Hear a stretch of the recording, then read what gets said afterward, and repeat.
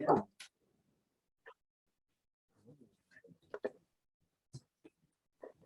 right, live, just waiting for the YouTube notification. You are live on Channel 8 and YouTube. Thank you very much, TCTV. Ladies and gentlemen, good evening. Time is now 6:30 p.m. I'm Chairman Mike Curry. I'd like to call the Select Board Business Meeting to order on this 22nd day of September 2021. Please rise and join me for the Pledge of Allegiance. Flag is on my right, your left. I pledge allegiance to the flag of the United States of America and to the republic for which it stands, one nation, under God, indivisible, with liberty and justice for all.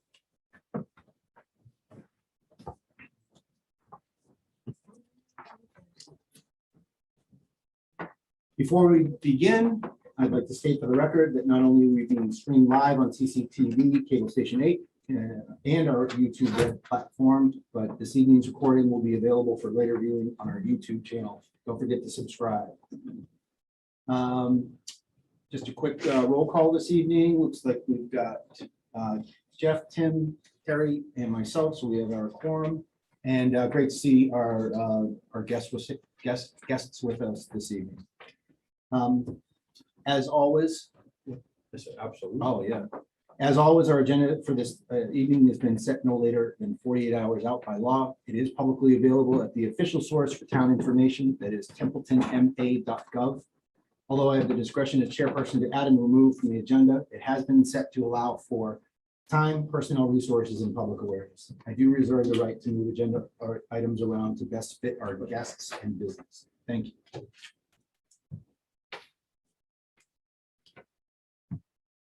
Okay. All right. First thing, we've got some housekeeping. We've got a couple sets of minutes to approve.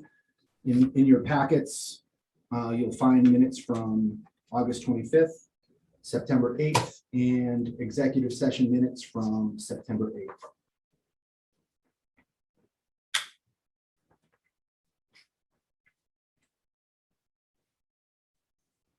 And the executive session minutes are embedded in the minutes of the business meeting, September 8th.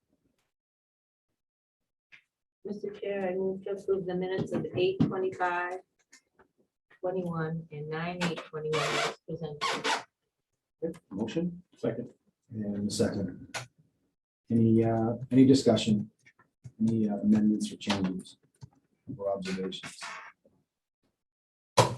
Okay, hearing none on the motion to approve the minutes for 8/25 and 9/8 as presented. How do you vote, Jeff? Yes. Terry? Yes, Tim? Yes. And I vote yes as well.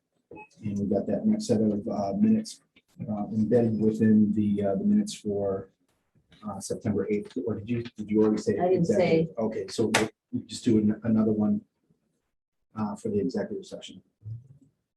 Mr. Chair, I move to approve the executive session minutes of 9/8/21 and to be released to the public. Motion? Second. And I have a second. Any comments on the executive session minutes to be released to the public? From 9/8? Okay, hearing none on the motion to approve the executive session to be released to the public for 9/8. How do you vote, Jeff? Yes. Terry? Yes, Tim? Yes. And I vote yes as well. Great. Prior meeting minutes taken care of. I'll now open the floor for citizen input.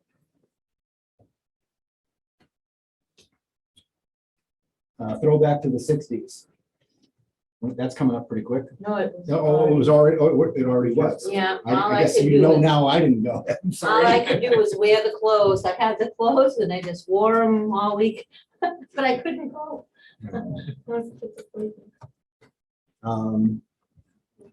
Anything else coming up on? Yard the sale, calendar? townwide yard sale, 9/25.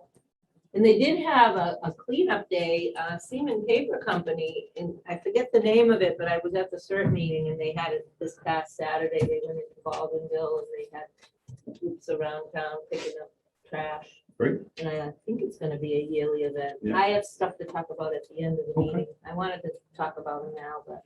I saw people on your road, Jeff, picking up trash and cans. I thought that was kind of nice. Yeah, there was some guy, he can collector and what, didn't have a deposit or anything, he just put him in a little pile. Oh, some of them. And COVID information, Templeton right now has 23 cases. From the report from Lori in the Board of Health, the nature of the cases is that one household will actually wind up having many, so it's not wide transmission, is basically targeted transmission within a few households. But we are at 23. We're continuing to follow the guidance from the state and CDC, utilization of masks, vaccinations. Just urge everybody to go out and use the resources within the community to protect yourselves. And I think the school is doing quite well as well with the procedures that they have in place. My daughter is in the middle school, and it sounds like everyone is happy to be back to school and no issues with protecting themselves. So that's good to hear. Any other citizen input? Usually the board will add a couple extra things during citizen input if we don't have a whole lot of people jumping up and looking for the microphone.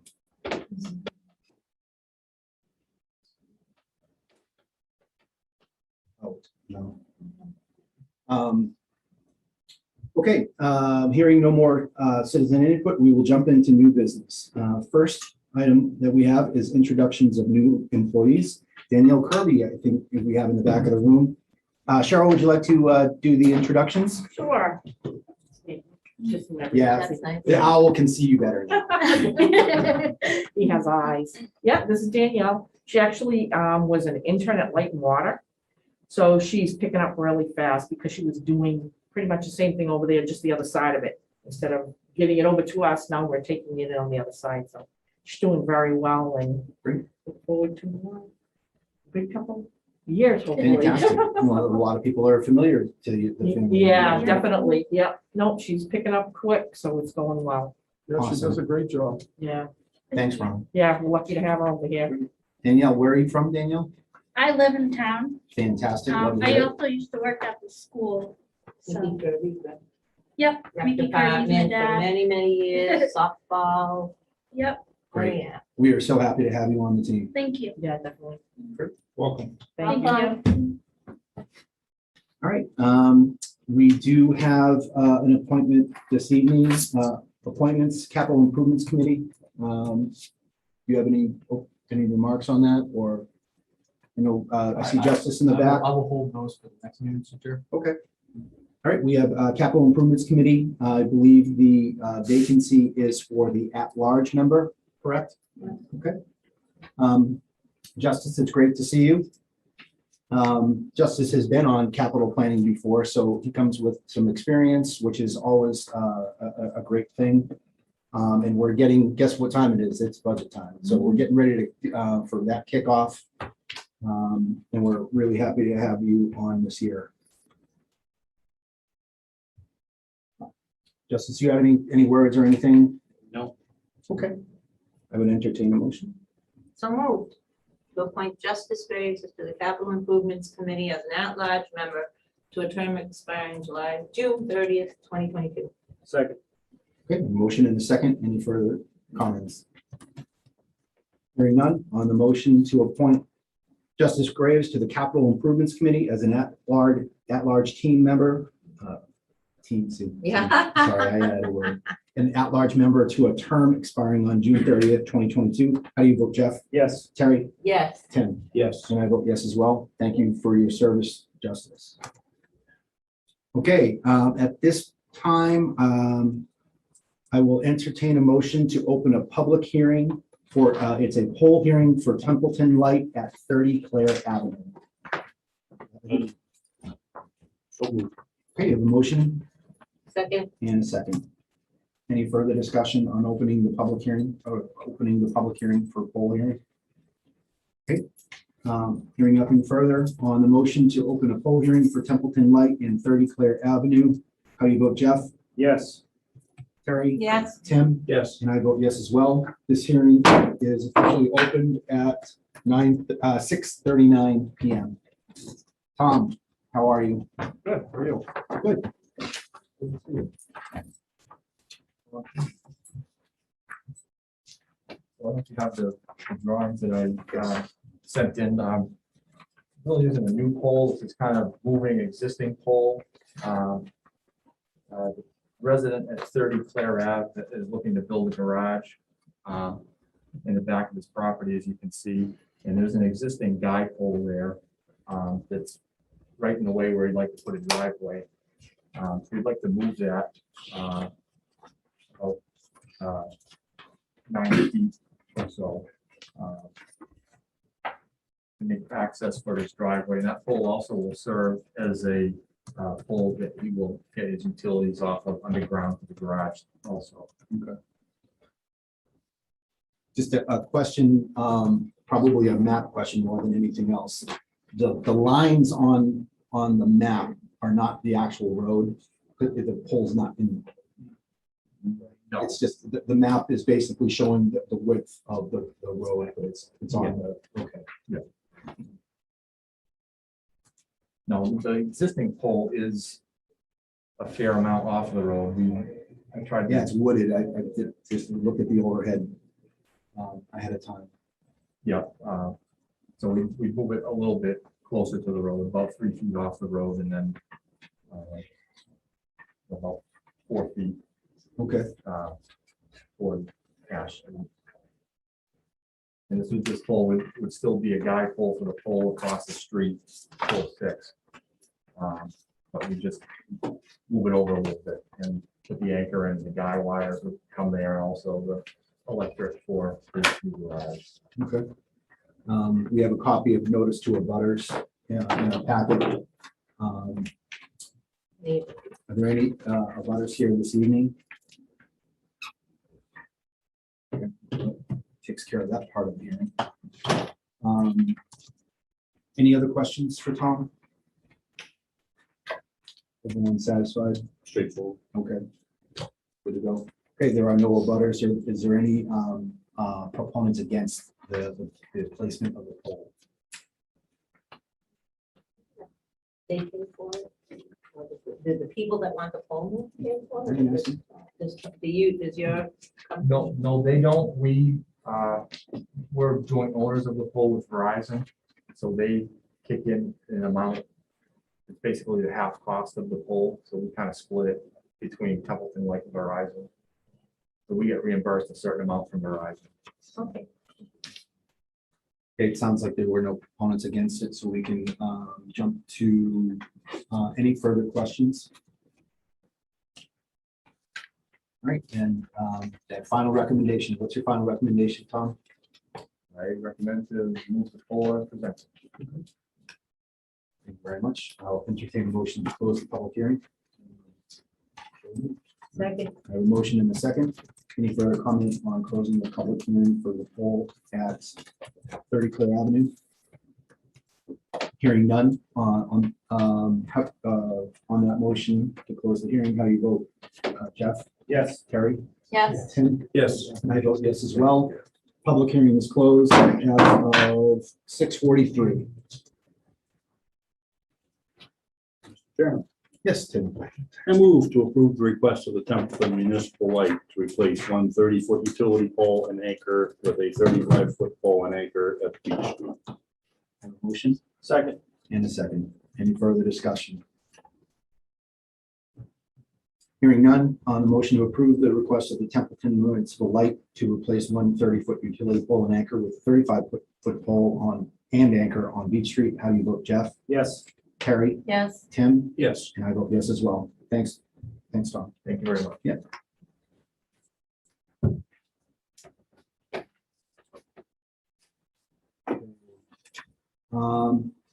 After the public hearing, our first action related to is action related to the continuation of discussion with Scott Dill concerning a complaint. Scott, are you with us? Do you have a sound check or video check or anything? Yes, I'm here. Okay. I would move to resolve the complaint against Mr. Dill for the destruction of a town Facebook page and attempted destruction of town emails upon his resignation from the Recreation Commission by requesting that Mr. Dill issue a public apology in open session. So moved. Motion, do I have a second? Second. I have a motion and a second. Any further discussion on that motion? Okay, on the motion to request from Mr. Dill a public apology in open session, how would you move, Jeff? Yes. Terry? Yes, Tim? Yes. And I vote yes as well. Mr. Dill, the floor is yours. Thank you. I would like to address some issues that arose after my 4-year term as Templeton Recreation Chairperson ended in June of this year. It appears that some of my record-keeping habits, specifically regards to emails in the Templeton Recreation Department Facebook page, were not in keeping with the Massachusetts Public Records Law. Fortunately, the emails I deleted were recoverable and are back on file with the Select Board office. The Facebook page, unfortunately, was unrecoverable.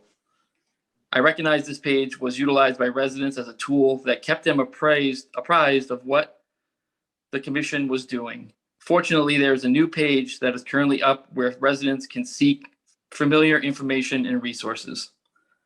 I never intended to deprive either the residents or the select board of these public records. I never received any public records training or guidance. There was no social media policy in place during my tenure. As such, I personally started the Facebook page, and at the end of my tenure, I believed erroneously that I, as the sole provider and controller of content of that site, that I could take it down. I apologize for the inconvenience or dismay this may have caused the town. I would like to use these events as a learning opportunity to ensure that all town volunteers, employees, and elected officials understand and follow laws regarding public records and social media. I hope this lesson will facilitate open discussions leading to new policies, procedures, and trainings regarding public records and the social media being adopted by the town. Along with many others, I was an unpaid volunteer, and I thoroughly enjoyed serving the town residents in the recreational needs. We have a wonderful community that I hope continues to thrive. For that to be accomplished, we must have the tools in place for others to serve the community while staying within guidelines set forth by the state of Massachusetts to avoid issues like this in the future. Again, my sincere apologies for any dismay or confusion this may have caused the town. Mr. Dill, thank you very much. Very much appreciated, and we consider this matter closed. Have a great evening. Thank you, you too. Let's move on to our next action item. Pumpkin Patch Event, Lions Club. Brian and, I'm sorry, I forgot your first name. Susan. Susan, I'm sorry about that. We have an update to the packet, so each board member has that, but I'm sure Brian will explain it. Exactly. Yeah, floor is yours. Thank you very much, Mr. Chairman. Absolutely.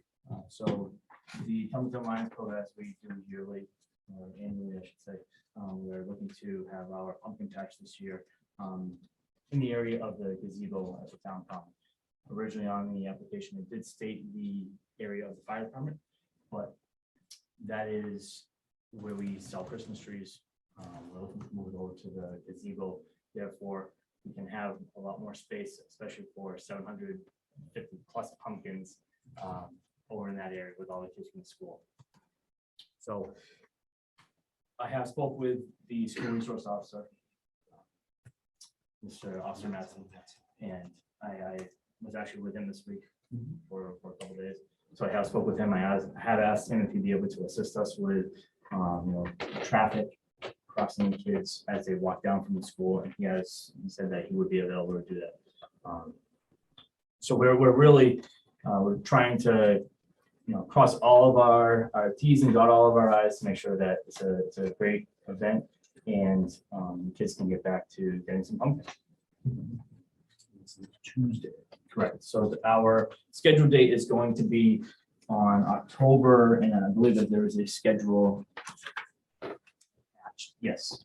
So the date is going to be Tuesday, October 5th, and our scheduled rain date, hopefully it doesn't rain, is October 6th.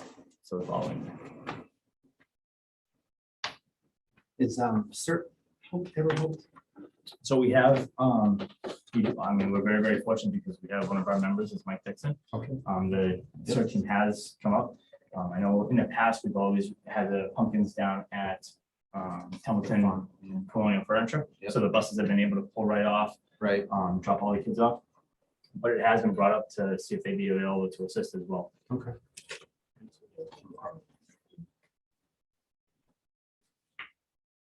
Pumpkin patch run. Yeah. So your question is there? There is a rundown. Is that, you speaking to that too, the run? No, that's just what it was named.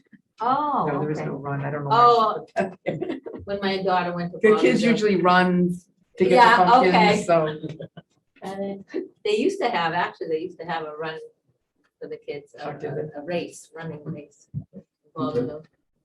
So the school has scheduled the kids to be released like about every 20 minutes by classes Okay. to help avoid any mass, issues with crossing and getting into the gazebo property. All right. Hosted by the Lions Club, insurance is a part of that. It is. Okay. Perfect. And we do have our form that's just been. Yes, presented. exactly. Yep. And the Great. approval, of course. Yes. Yep.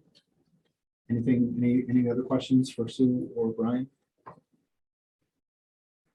Not a question, just a comment. It's good to see us getting back to some normal activities after the last year and a half. Thank you. And that's what we're looking forward to, to try and get back to some normalcy. Kids love it. Yeah, give kids a chance to be a kid. And of course, usually the younger kids are the ones that get there first, and they always go with the biggest pumpkin that they can get. And that's just the, That was running through my mind. I'm like, so how am I getting back to the school for the little ones? Well, last year we did, this was 2019, and we went to sugar pumpkins. Because they're smaller. and Yeah, The school buses loved them, the teachers loved them, the kids didn't seem to complain, so that's what we're doing you again. gonna do sugar pumpkin? There are no further questions. I would move to approve the use of the town common as presented for the Lions Club's Pumpkin Patch Run Yeah, event on October 5th, 2021, or rain date as needed for October 6th or 7th, pending receipt of the town standard insurance certificate from the club before the date of the event. And I can see that already just got passed across the table. second. All right, I have a motion and a second. Any further questions, comments, concerns, or observations? All right, hearing none on the motion to approve the use of the town property for the pumpkin patch run from the sponsored by the Lions Club for either the 5th, 6th, or 7th. How would you vote, Jeff? Yes. Terry? Yes, Tim? Yes. And I vote yes as well. Have a great event. I Great safe actually event. wore orange and green, thinking of pumpkin, They do because that. happy fall, y'all. Today's the I First saw day of Brian, fall, he's like, right? I don't think that's watching. First day of fall, happy fall, y'all. oh, thank you very much, everybody. Absolutely. Thank you. Thank you. Let's take pictures. Yes. Okay, next item that we've got on our new business agenda is an action related to Scarecrows on the common event. You never cease to amaze me. You never cease to amaze me. When I saw that, I was just like tickled pink. We did try to start it last year, I think, or the year before. April Cover Yeah, but it didn't called it really out. It's, take yeah, off, yeah. but yeah, we want to really kind of make it more of an event this year with maybe some voting for the best scarecrow and the apple pie contest, which I think will be a lot of fun. Oh, my God. Been researching that. Thank you. So we've got the request in here. This would be a town-sponsored event from Community Services. As I recall, it's basically an open invitation to put a scarecrow on the town common around the gazebo. That's the intent, why we're sitting here tonight. So do you have dates for that? That's the only thing I saw that was missing on the request form. I didn't Yeah. have an idea of, and I know that when we talked with April last year, we talked about how do we, bookend. Right. We thought that to have like an actual day when people are placing their scarecrows, rather than what we did before was people would just place them Right. whenever. So we thought October 23rd, which is a Saturday, and we can do the placing of the scarecrows and the apple pie contest Okay. that day. So that'll be what's marketed. Right. Okay, but so this will be, the request for this will be as of the 23rd of October. And do you have mechanisms to clean up or recommendations for the owners of the scarecrows? Yeah, we will, on the day that everyone's placing their scarecrow and in any advertising we do, we'll have a pickup, remove your scarecrow by this day or Okay. it's going. What So would you suggest I'm for it? thinking probably, I would say like the first week of November. Okay. Just make sure you have like a contact with them with it. Yep. And you're still researching the pie contest. Yes. How? Sad for our community. we're gonna need some judges. I it'll be fun. Oh, that would be fun. I don't know, though. I was thinking crows, all the restaurants.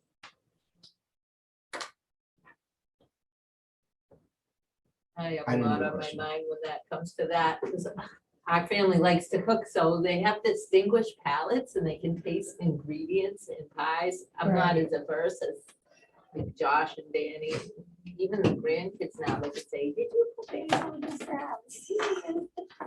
Interesting, so we need people with good palates, distinguished palates, they say, because they can taste cinnamon, they can taste nutmeg Right, in the right amounts, and there's a lot, you think apple pie, but right. I'm on Sally's baking addiction, and I'll tell you right now, it's Hey, not, Terry, why don't you help Jackie with the contact? I will. Anything you need. I mean, some of the I'm gonna categories. that be we there, could I was do, a scarecrow last Turned year. into the apple pie. It could be fun, Okay, like, the foot sold. crust crust soul. and We turned this into a presentation. pie. Yes, it could be a lot of fun. It should be, yeah. It's just if it's a yearly event with the scarecrows. Thanks. Appreciate it. I did have a couple of other questions. So November 7th would be that it's a Sunday afterwards. I just, again, very interested in trying to bookend it to make sure that, that's when you say end of day, November 7th. Okay, Please come in and remove those because you've got Bob here along with you. yes. What is the procedure? Should you have stray scarecrows? Would we be Well, that's why responsible? we have the contact information in their address, Okay. we can deliver them. Okay. Just I think it went well last year. I had my pumpkin guy was You making did. the salute last year, so I'll try and replicate that. Although I think someone took the fatigues. I don't know. Uh-oh. Yeah, that sounds great. Building it into the pie event, I think will be fantastic. It's going to be a great time for our town common. A lot of things are looking really good. And I think this is just going to really develop it the way that we've been talking about it for the past few months. So I'm excited about it. I'm just like, Jackie, if you reach out to Westminster, it's huge over there. They have prizes and Okay, they'll make scarecrows that look like a chair and then. Oh. Whatever. They have a wall set up, okay. but the whole center is lined up with scarecrows.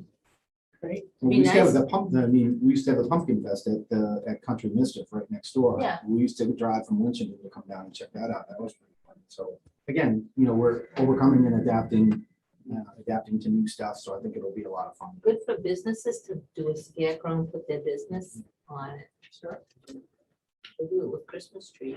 They do it with scarecrows. That's true. Jackie, are you the point of contact for this? Yes. Okay. And you have volunteers helping out as I well? will. Okay. Any other questions for community services, Jackie, from community services? Do you happen to know if there's gonna be a haunted gazebo this Halloween? Not Oh, Brian. I haven't received your I- request for that yet. That's- yeah, I know. I would think maybe even during COVID, they tried to have it and add on the safety protocols for it. I can't see them not putting in that request, but I would talk with them. But as of today, we still haven't received Right. the If you do request for talk to that. them, ask them to. get And it if, in. anyone from that Okay. organization is watching right now, we're only have a couple of board meetings until The next one's Halloween. 13th. the next one's the 13th, so October 13th. Okay, may want to drop I a, will. I'll talk to Brian. drop a note. All right. All right, Jack, I had no further questions. I think the concerns that I had, I think we just went through, which is fantastic. But we're talking about town property use, town. So we're not talking about like integration of anything else like apple pie contest. Right now, it's just the town use for the Scarecrow placing. Right, I move to approve the use of the town common for the Scarecrows on the common town sponsored event, held by the Community Services Department. Second, so. Are you? Okay, any further questions? Okay, hearing none on the motion to approve the use of town common for the Scarecrows on the common town sponsored event held by Community Services or led by the Community Services office. How do you vote, Jeff? Yes. Terry? Yes. Tim? Yes. And I vote yes as well. Let's have fun. Yeah, thank you. Awesome.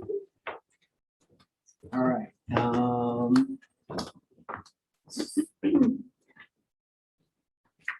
And next approval item is action related to a boot drive sponsored by the Knights of Columbus. George, I see you're here tonight. Yep.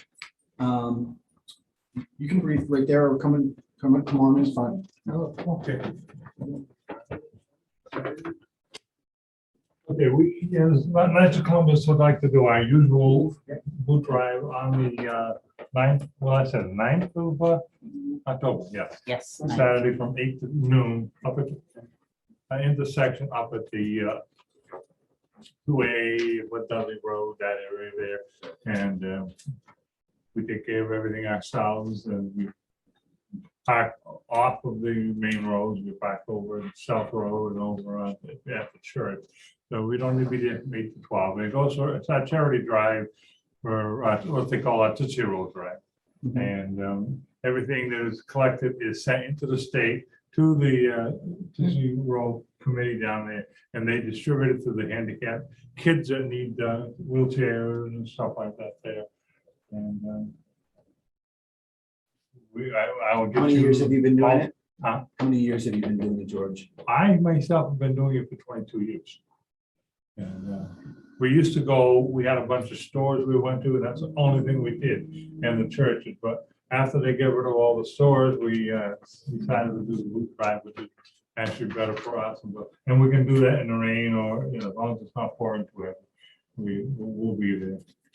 It's okay with it. And I've already contacted the police chief and all that. Okay, that was my question, if you did any coordination with the police, Yes. so Yes. that was my main question. On the application. On the application, it's on behalf of the Knights of Columbus 25 36. 25, 36. Okay, In East Elmwood. okay. But it's out of the Holy Cross, the address is at the Holy Cross. All across churches where we have our meetings and stuff like that. And then we do our church drives on that Sunday on the 10th. 8 to 12. The requested date is the 9th. The 9th Are you of rain or shine? Rain Rain or shine? Rain or shine, yeah. Okay. We have raincoats. Any insurance considerations? Because we're. No, they signed a really on the liability waiver. roads. Yeah. Okay. Right. What they've always done is George gave me his already, and that day, whoever shows up, he has them sign one, he brings them right to me. We're right going to after rush the application that who've been there after. Yep. Any other questions for George? All right, fantastic. I would move to approve the Knights of Columbus boot drive on Saturday, October 9th, 2021, from 8 a.m. to noon time, pending receipt of the select board office signed of liability waivers by each participating member as presented. Second. I have a motion and a second. Any further questions, comments, concerns, observations?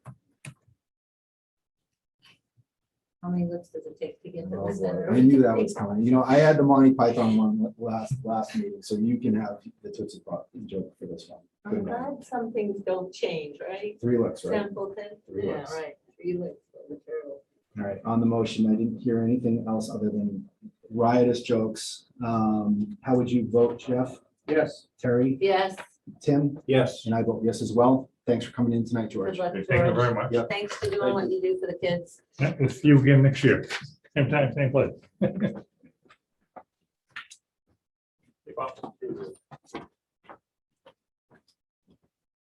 Okay, second to last action item under new business is action related to the budget amendment. Mr. Lamontagne. Thank you, Mr. Chairman. Members of the board. This is an amount, as you remember, there's 30,000 in our intergovernmental account. And it's town meeting voted on it to be transferable upon my request and authorization of the select board for the movement of those funds for those accounts. This, all these underwent evaluations by not only me, but the department heads for their staff of non-union personnel. Went through the vetting process, and this pay raise would go into effect Q2, 3, and 4. And that transfer requires your approval. A lot of these folks certainly have been, we're trying to catch up. And it's been evaluated by our consultant we have on the wage and compensation study for his review as well. Any comments from him? That was my question. He was happy I sent it to him because it's going to help us catch up. That was his comment. It's gonna help us. It's going to help us catch up, and he's in the process right now of going through the market data. But he was happy that I shared that information with him. After sitting down with department heads, seeing what they thought, and I felt that these raises would be fair across the board for the amount of work some of these people have done. And let me know, nobody in here that got a pay raise in the budget will get one. The fall is only for those that didn't get an increase when the budget got approved. Adam, I only had 2 questions and you already answered them in your presentation, whether it was according to policy, that you follow policy with the evaluations and that it's within our budget. So thank you for that. I have no further questions. Anyone else? Concerns? No, okay. All right, thanks, thanks, Adam. I would move to approve the budget amendment 2022-1 as presented for the transfer of $26,442 from the select board intergovernmental account to the 11 department accounts as listed and for the chair to sign. Second. Thank you. We have a motion in a second. Any further discussion? Hearing none, on a motion to approve budget amendment 2022-1 for the transfer of $26,442 and for the chair moving it from the select board intergovernmental account to the 11 department accounts listed and for the chair to sign. How do you vote, Jeff? Yes. Terry? Yes, Tim? Yes. And I vote yes. Thank you, Adam. Hard work. Okay, last item in new business is action related to the Main Street Bridge project. And we've got lots of people tonight. We've got not only Templeton Light, but Water, Commissioner, and Chair, correct? Chair of the commission, Ty and Vaughn, DPW. Let's have a discussion. And Mr. Terracini will be joining us as well. because Okay. He's the consultant on this project. If Okay, I can, we had a conversation not too long ago at the Light and Water Department because they have a water main on that bridge. The objective here was to get one engineering firm to look at both the bridge itself and the water main. We had a conversation, Mr. Driscoll, Mr. Sozik, and I, and Ty and Bond, and I believe Mr. Davin was there as well. And we will want to put our minds together and share with you the information we're at so far. I'm not sure, Mr. Sozik, am I missing anything that we've covered or? You covered most of it. We're in a process of deciding where we want to run the water main on the bridge or or through the riverbed. Can you do me a favor, sweetie? Can you, so you'll know I'm starting up. Carter, you haven't called me sweetie in a long time. That's funny. Thank you. Carter. Carter, can you hear us? I can, folks. We can hear All you. right. Okay, you're joined here. I'm not sure if you can see us over here. I'm just trying to pop the time bond presentation out.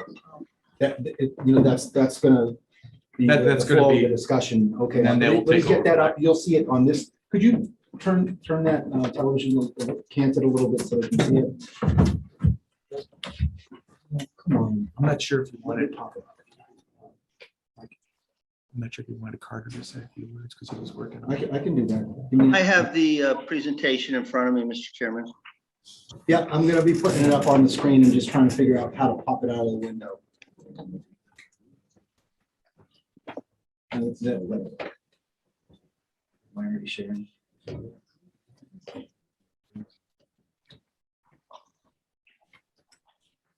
The chair's putting up your presentation. It's not the others.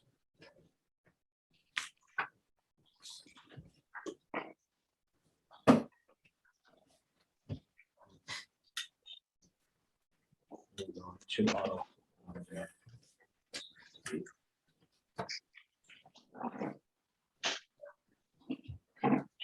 I think we're ready. Sorry about Nice that. job. Oh, no problem. Would you like me to start Oh. or? Adam, Carter, did you have any words before time bond goes into the presentation? Not really. We had a good meeting the other day and look forward to getting the project moving along. Thanks, Carter. Good evening. Okay, good evening. Thank you first for this opportunity to present in front of you. My name is Andrea Lacasse. I'm a senior bridge engineer with Tie and Bond. I'm here to talk about the Main Street bridge over the Otter River. Copy. So just a little history on the bridge. It was originally constructed in 1938. Bridges at that time were designed for a service life of around 40 years. So you've got 80+ years out of it, which is good for a bridge. Unfortunately, a lot of infrastructure is aging around the same time, and a lot of it is needing rehabilitation. So this is an unfortunate consequence, but we're here to help in any way that we can. In March 2019, Mass DOT closed the sidewalks and reduced the traffic to one lane, about 19 feet wide.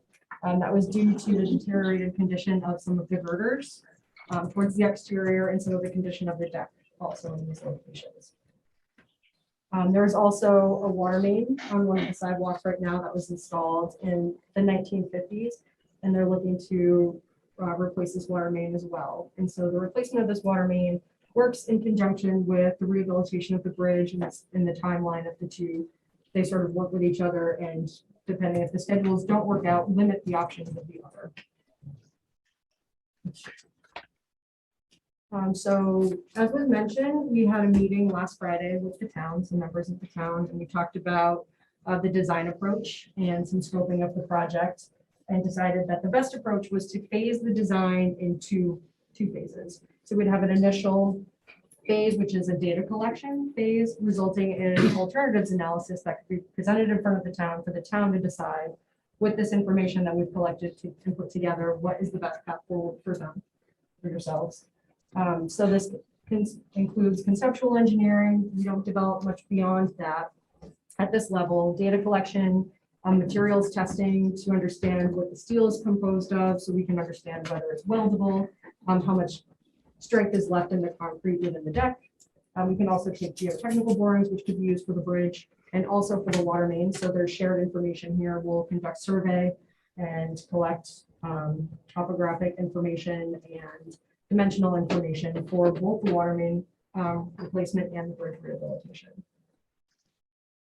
So we'll develop an alternatives analysis for rehabilitation of the bridge and replacement of the water main, including options off of the bridge and potentially on the bridge. We'll look at costs, potential schedules, and we'll consider life cycle analysis. So if you were to limit it to rehabilitation and you don't address Right. everything, how much time does that buy you before you need to address the next component? Plans to present around February, so that we could commence phase 2 about March. This is the target Okay. schedule right now. I'm sorry, Andrew. So what's the phase 1 starting trigger? So, Is it February there or? no, or so phase 1, a decision of the town? so phase 1 starts, we need to put a proposal together to the town, and we're looking to get a notice to proceed around November. So we would start the data collection Okay, and the alternatives development and look to present those alternatives to you by about February so that the town can select their preferred alternative. And then we can start the final design of bid-ready documents in the second phase. so that'll take about 120 days until a potential for a start of phase 2. Correct. Got it? Thank you.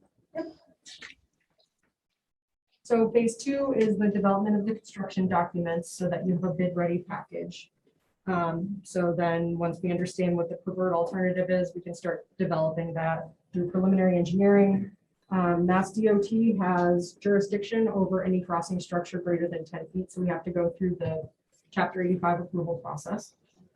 So we'll have an initial partnering with Mass DOT once we've gotten through preliminary design, so we can explain to them our design approach, and we can cut off any questions or concerns they have at the beginning rather than addressing those once we've submitted for final Chapter 85 approval.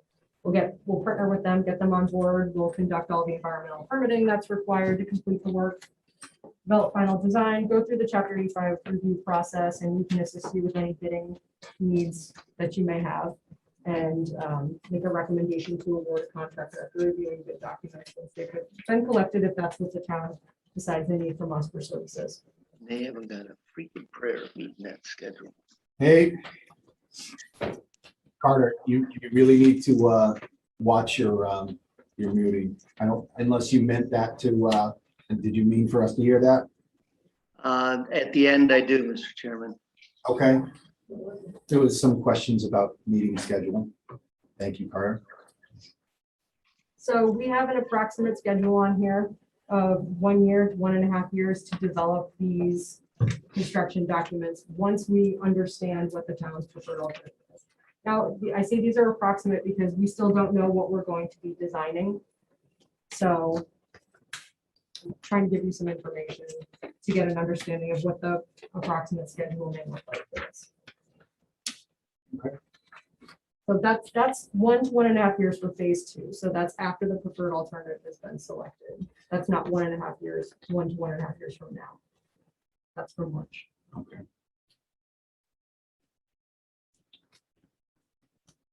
So your underlying question there, it seemed like there was kind of like a natural pause. It's basically the biggest rock to move at that point is, what are you really trying to do? Are you trying to rehabilitate, tear the whole thing down? Nothing's, the concrete's junk, the metal's all fatigued.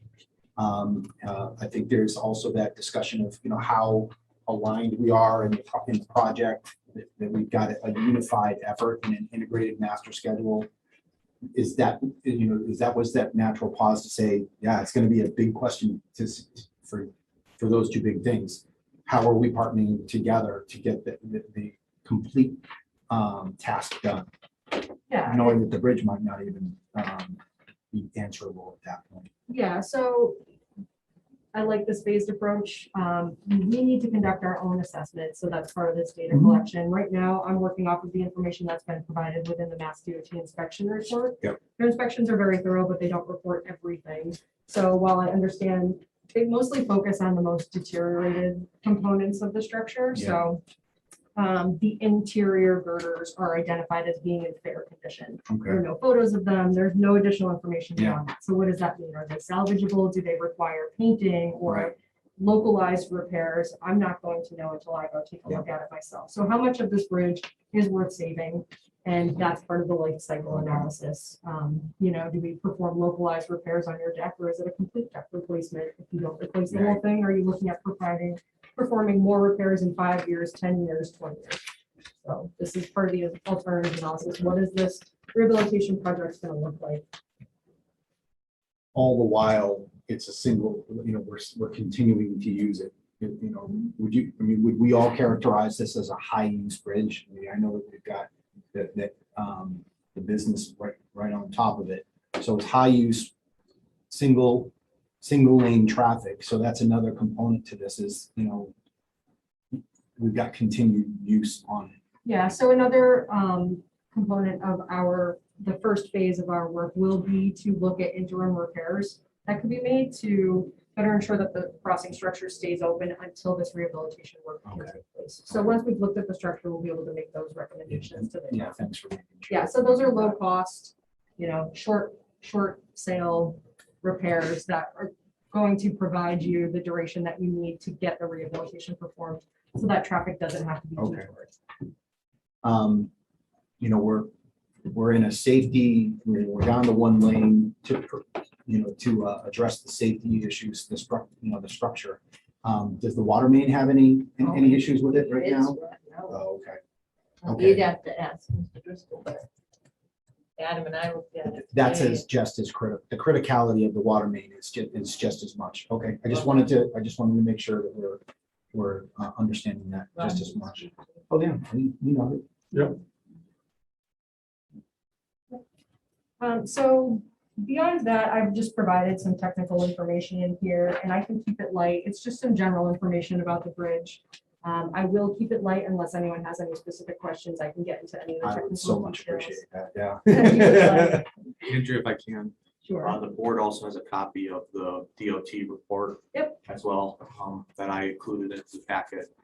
Okay. With their information, just so you're aware. Okay. Just as technical. Yeah, I took out some snippets to highlight some of the photos and diagrams that they provided within their report. The time I put this presentation together, I didn't have the drawings available, so they're not very clear. And I was, doing the best that I could to try to discern information on it. The drawings that I received from Mass DOT aren't much better. There are 4 drawings that were provided that were originally used to construct this whole bridge, so you can imagine how much needs to be interpolated out of that. Okay. So it is a 3-span continuous structure. They're steel girders. So what that means is it's a single girder that travels from one abutment to the other across the piers. They're not 3 separate girders. It's one single continuous across. It's about 80 feet in length. It's not 70. So it's a sizable bridge.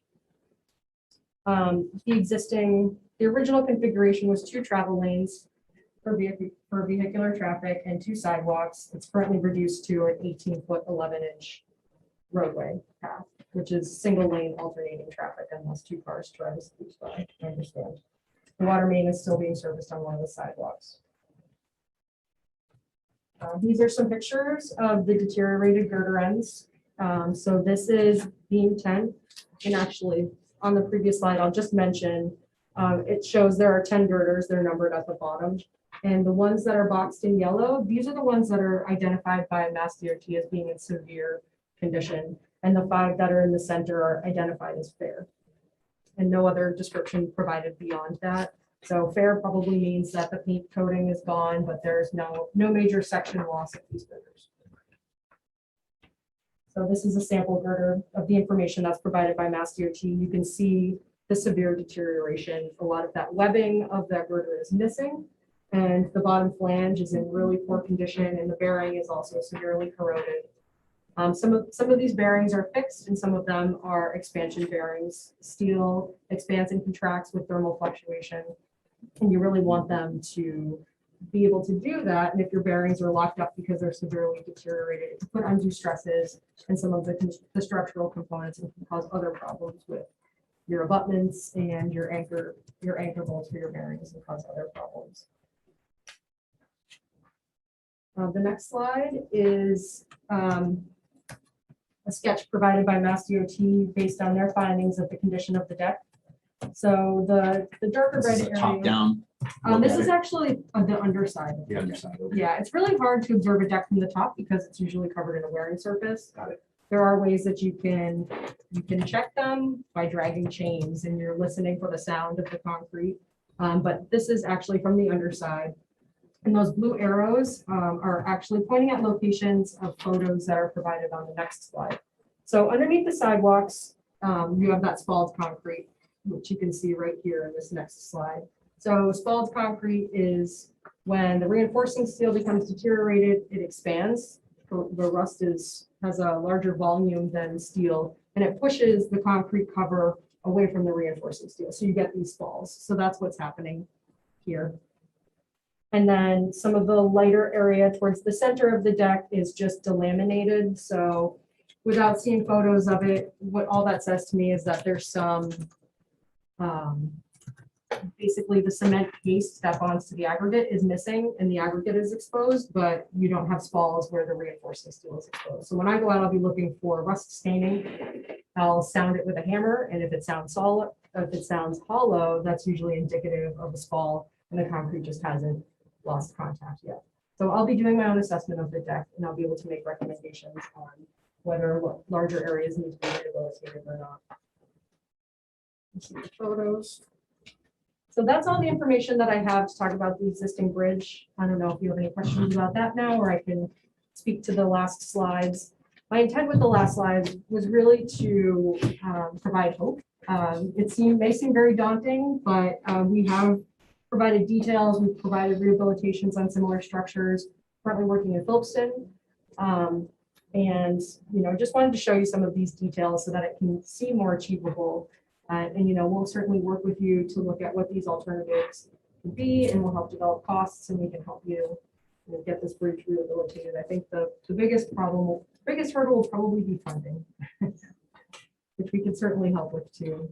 So phase one, a lot of data collected from phase one. How would we go about putting that on contract?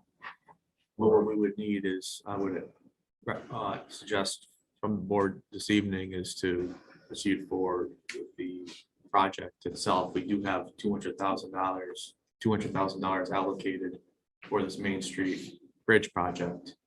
And we would proceed to the proposal and overview it, going through it, reviewing it. What's the procurement part of that? I mean, There's not, it's exempt. no, I mean, It's engineering services. So what brought you here today? Like what action, how did all this work? We've expended money to get this accomplished. Now we're looking for the next portion. We haven't extended anything. This is us. This is a proposal effort. This is Okay. scoping phase. So Okay. we're just looking to understand what the town's looking for from us so that we can write our proposal of services to the town. All right. And light and water, you're here tonight to hear the same information. Okay. And I think we gotta work, we gotta work together to try and, I guess that the big rock was, how are we going to accomplish that? If it's as bad, or we're gonna have to completely redo it, but how we would partner together. I had one question. How safe is the bridge now? Because you shrunk it down to one lane, but you put 22 4,000-pound Jersey barriers on the bridge. That's 20 ton. I mean, is the bridge safe enough? I guess it is. It's holding it up. We're up there now, but there's a lot of weight when they shrunk it down. Yeah, Dan, so those barriers are on there to not only limit the flow, but from a safety and functional perspective. I understand that, but I'm just saying the weight of them is 22 Oh, I tons. know. They loaded the bridge with. It's Usually over Yeah, the beams, it's over a healthier beam. It's not on the ones that are deteriorated. Because I knew the reason they did it because they were given to the town. Other places you'd see like steel Jersey barriers or something, a lot lighter. Yeah, I just want to know if it seems like a lot of weight. Well, when I got the notice to reduce it down to one lane, they give me a work order on how to set that whole thing up. It specifies. Were you around then or was from it the DOT. change here? From Mass DOT.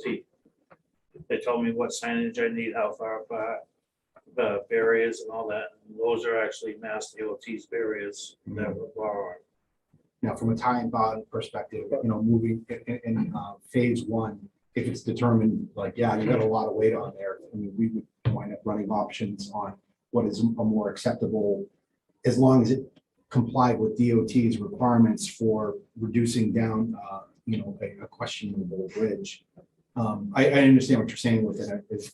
The same things being done in Westminster with Narrows Road.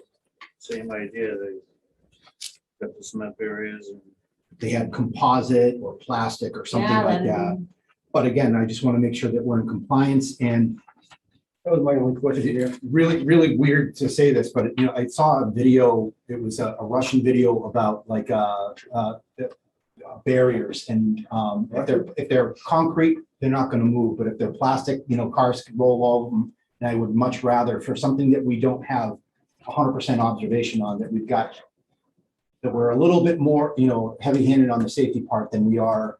But again, if it's part of it to say, yeah, you got a lot of weight on there, DOT would recommend this in that situation, but good point. Another thing we did too at the Light and Water is we on a rate increase, one of the reasons for the rate increase, we had put in estimated $500,000 on our part. Hopefully it doesn't cost that much, the replacement of the water main. To be I know you go back to the commission, do you think it would be in the best interest to make sure that we're coordinating this effort? So no matter what the RFP is going to be or otherwise, are you guys, we're all on board to try and get this We're done not gonna do together? it until we get final design, because we work Okay. time bond all the time. So Okay. we're partners in this. Yeah, can I just add one more thing? Please. So my name is Jeff Faulkner, also with Ty and Yeah, Bond. we've met. I do a lot of work with the water department. My expertise is drinking water. Mhm. So I believe if I'm remembering correctly, in 2019, when the bridge was reduced, I got a call from Ron to trigger a likelihood that this water main should be replaced, Mhm. in tandem with the bridge. We did the rate study, and the commissioners targeted this project as one of their priority projects. So that got us a little bit more spurred to re-engage the town to see what they wanted to move forward with the bridge, because we didn't want to move forward with the water main, so we would not be in tandem at that point. Mhm. It's not gonna fall into the river, so, right now, we're pretty well good set, Right. as far as the main. But just trying to get, Andrea made the point about, money, making sure that we can kind of look into the future. Maybe we're in a good 2021, 2022, 2023 might be a good time for money. But we want to make sure it's coordinated and that we're going through the proper procedure. Steve, did you want to add something? Yeah, I have a question or two. Sure. This is a project on the culvert, the $66 and increases on all of us as municipality, I imagine. Is that Do correct? you have any questions on Main Street? Or what's your other question? We're just not going to address the culvert tonight. You're talking about money. Mhm. I want to know what state monies have been applied for. I want to know what Shady Lane, for instance, doesn't have a main line. And I know you would want to try to steer it to that, but let's stick with the money part of it too. 'Cause I think that's a let's good stick with point. the money. I'll stick with the money. The fact of the matter is the state of Massachusetts has plenty of money for culverts, for municipalities as well. And I'm wondering if they went and asked for those, and we don't have any rates, loan situations and how long this amount is going to be. And I find it actually, like I told, as you must know, I guess, I find it appalling in the I don't sense. know, that's Mr. why we're Chairman, at. point of order. Go ahead. We're talking about the Yep. bridge. So I'll address the money part of it because that's what you brought up, but thanks for that. So from a money perspective, we're not even up to the RFP phase or otherwise. I know that we can have an open-ended discussion on ideas on where it can come from, That could also. especially as partners going into it. I think that we have a consolidated understanding what grant monies are available. Yeah, we're gonna, state, federal. we'll review a lot of things, ARPA funds, whatever we Excuse me, can though, do to they're already mitigate. taking the money out. They're already charging us.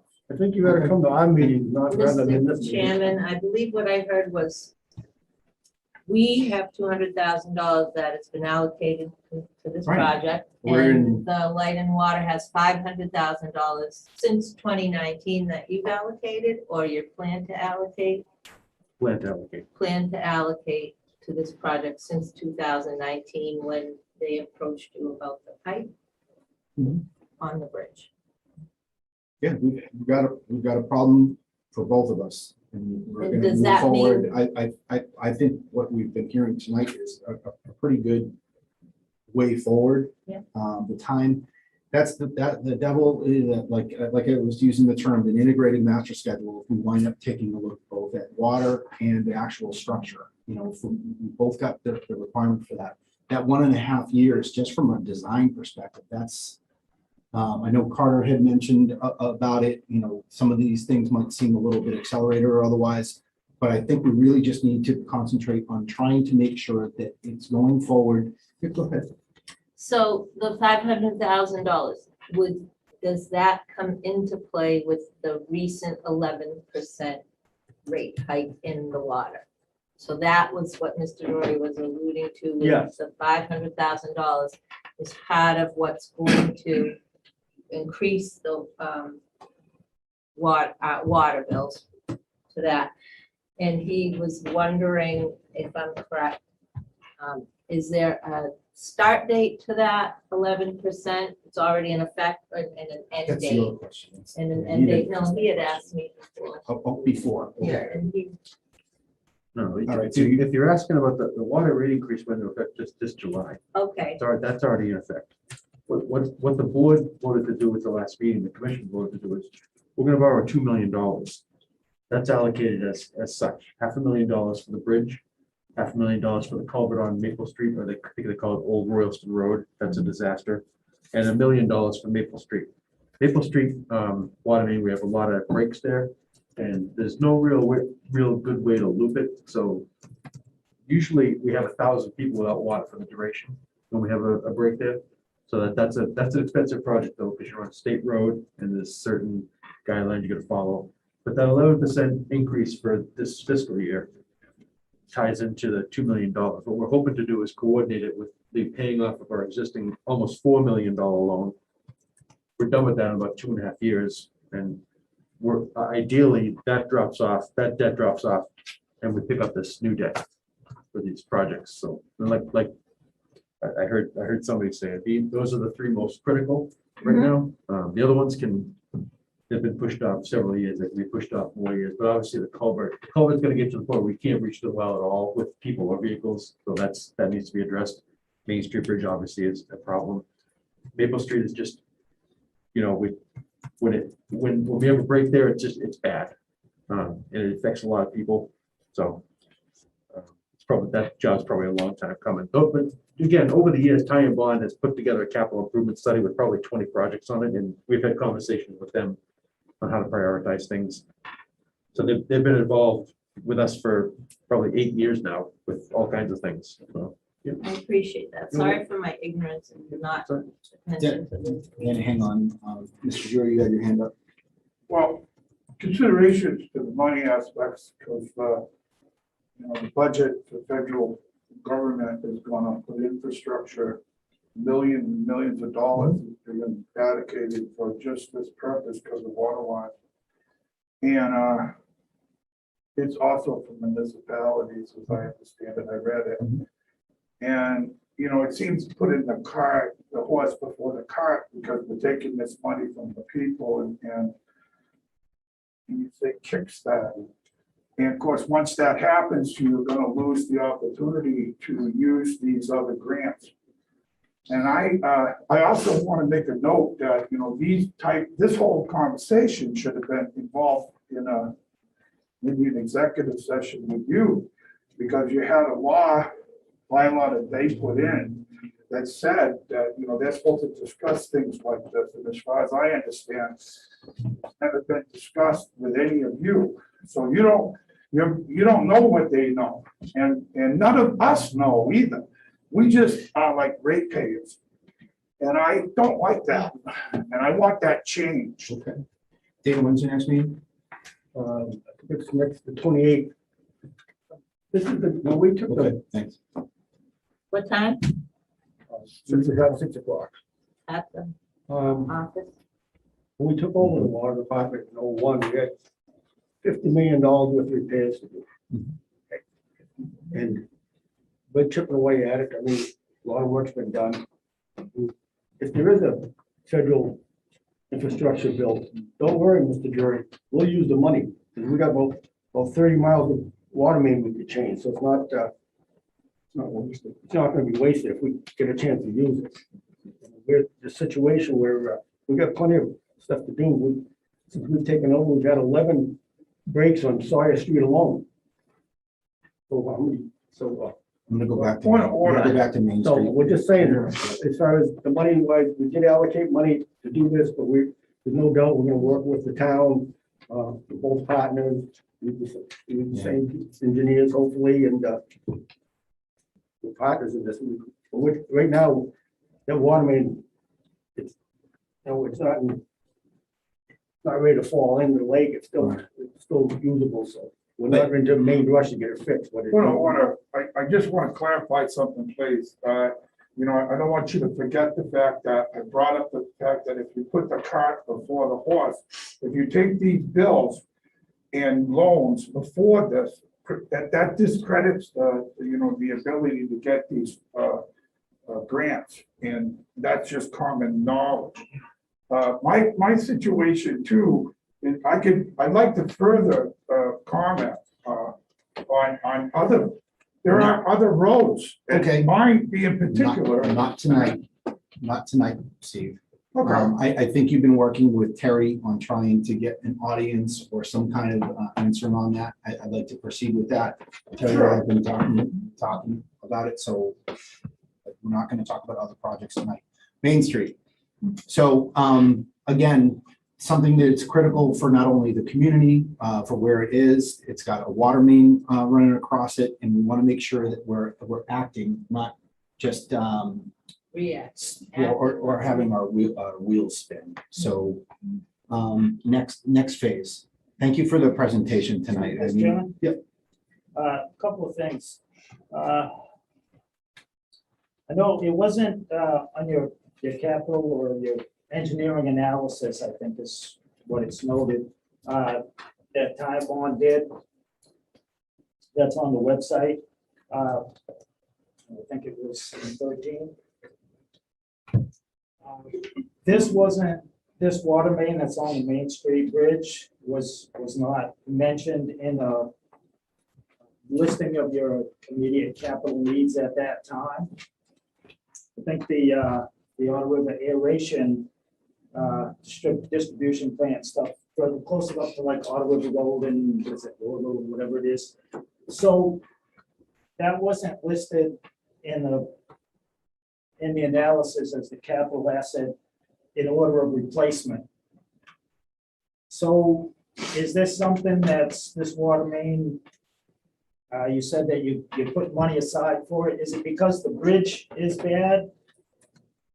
Or is the water main getting to the point? It's both. It's in our best interest to work with the town when you do the bridge over and when we do the water main over. Because they could both go together. Well, I understand the concept. of So that's gonna move that up on the list. So I guess the time on with, you have a note here that the placement of the water main would be dependent on what we do for work. If we replace the whole bridge, just tear that crumbling mess down and put a new one, do you have concepts of different ways to put the water main, like run it top or? Yep. I know there's a notation in here about estimates or your analysis is outside of underwater work of it going, below the river. But is like, do you have it going on top of the bridge, hanging alongside the bridge? Well, we haven't developed any alternatives yet, but those Yeah. are likely alternatives that we would consider. So, we would develop a couple of alternatives that we probably consider several, reduce it to a couple that we feel are the most feasible and achievable. And some may be off of the bridge and some may be on the bridge. And we'll present these to you as alternatives, including costs and pros and cons that come with it. There are certainly benefits to keeping the water main on the bridge. There are benefits to drilling it and putting it under the river. So we'll evaluate these for you and present them to you in conjunction with the alternatives analysis for the bridge as well. And on a money issue, just, the most recent audit that's on the water's website was 2018, and it noted that in that year, there was a 10.5 to 10.6% decrease in water sales. So, and then in the 2020 annual town report, they noted there was a decrease in water sales last year. I think the reason given was due to a lot of rain, so people aren't watering, weren't using a lot of water. So they're kind of in the same boat as the town, is, money coming in and money going out. And it noted also that of interest to the residents that in 2018 audit, the greatest operational cost is for salaries and benefits. It's, it's your labors. And it's like on a different topic, but kind of on the same, paving analysis that we did a few years back, 17 or 18, I lose track. But in 18, at that time, those dollars, it was 22 million needed to bring all of our roads up to decent condition. So in today's dollars, what would that be? And the 500,000 for the water main work, that might be a little short, just like this 200 grand, because that was, it went in front of capital, and that was in 2019 dollars to get the 75% design. So in a year and a half, by the time we get there we decide what we're gonna do, it's, the money is always gonna increase. I understand what you're The saying. longer we wait, so. But I To go don't to town want that meeting to as one cause me to instead of two. stall to come up with some alternatives. I want to make sure if I can afford phase one, and to make sure that I'm looking at what is the problem laying in front of me. It's not going to get any better unless I have phase one or any kind of alternatives identified. But I understand what you're saying. It's whether we think it's lowballed or not, although that's what we've got right now to be able to. I'm just saying, you have to think about the funding is, yes, with all the federal money and stuff coming, but who knows with that mess. Yeah, I don't We want might to be put ready all to of my go eggs in and- that basket. Yeah, but I we want- might be ready definitely to want go and proceed forward. miss that. Yep. But just to clarify, or sort of the public and the question of money came up, it's not only the town looking for money, but if you have water sales going down for an enterprise fund, and that's your operating costs, they're not going up, they're going down, it means your Yeah, revenue right, comes. So what do you do when you need Did more you- revenue? You have to Did raise you the have anything rate. to say? I heard a sidebar. I wanted to give you an opportunity. Water sales are not, don't go down every year, first of all. We sell more water, get more money. Some years we sell less, some years we sell more. I don't know what he's talking about as far as up, down, up, down. I can't sit here and tell I you which year is definitely down. did not want to get into a brawl this evening about. And we who's in what didn't raise business. rates. We didn't raise rates because we sold less water. We don't Okay. operate that way. No, Neither does like. I don't think that he had that insinuation. I know that we did talk about your rate hike and your rate hike in our meeting, but thank you for that. I think the best thing to do though is to get the engineering done so you know where you stand and what's. I agree with you, Dan. I mean, we've spent thousands, $100,000 worth of engineering for jobs. Outer River Road, we spent all kinds of money for drainage and stuff. It's all engineered out and stuff like this, but you gotta get the engineering done. That's what Maple Street, we already paid for the engineering already. Yeah. this kind of stuff, but I think the best thing is to evaluate the bridge, see what it needs, and then I when you agree. know what it costs, then go to the people. I agree. And it doesn't have to be a one after the other effort. I want to make sure that we have an integrated effort. Right. We can see what money is available. And that's why I looked at, the board comes up with our ideas. Tim's been very quiet. He's been trying to watch what's happening with federal funding. But as a 9 to 5, Monday through Friday, life cycle logistician, a lot of this language to me, I'm telling you right now, we got to put the trust in the engineers at this point to understand what the problem is. If you don't know what the problem is, we can't come up, we can argue all night. So I just want to make sure that I'm aligned. I want to make sure that we're working together so we can, at least from this project's perspective, Steve and brought up, that there are other things out there. You guys talked about other projects. Tonight, I just want to figure out how I can fix Main Street. To that point, Mr. Chair, there are federal funds that are potentially available, and I will emphasize that word potential. Those federal funds, folks, came out of our pocket, whether you want to acknowledge that or not. You've paid them, and now they're sitting there. Until we get this engineering study and we actually know what we're looking at, how do we know what we need to ask? Correct. So it is not the cart before the horse, as was insinuated. We need to follow a process, a procedure. And this is one of the pieces that is mind-boggling to most folks, but establishing public policy, working with public funds is not an easy snap your fingers, it's done. This is a long, drawn-out, continuous process that is continually looked at, revised, and amended to make sure we're getting the best bang for the buck. Pardon the expression. Yeah, That's what we have to be doing. we're not the only ones in that boat either. I went. Correct. Thanks, Tim, for that. So if I can request from the board for a motion to proceed forward with the project and for the town administrator to sign any related documents. Can you frame that a little bit better? I mean, do you need a motion from us? I thought you were going to need consensus as more than you I were would going to a prefer- motion. I would The prefer, money's already been appropriated. but I need authority from the board to sign the contract. Okay, for phase one. Correct. I can't go over the appropriation that I have. Okay. And that bid already been made for phase one? They're exempt, Mr. Chair. Yeah. Okay. Unless I'm Well, I mistaken, but mean, No, you're not. You don't have to go to bid for services. You don't. Right, the proposal that we're gonna provide right now is just, excuse me, just for phase one. We're not gonna propose on phase two until an alternative has been selected. got it. and we'll work together. I'm talking about our procedure up here. So, just, hey, I want a motion. I want to make sure that the board is comfortable with Yep, no, its authority, and I mean, we keep saying the same things. We want to proceed forward with engineering study. We want to make sure that we're using the proper authority to give to our procurement guy.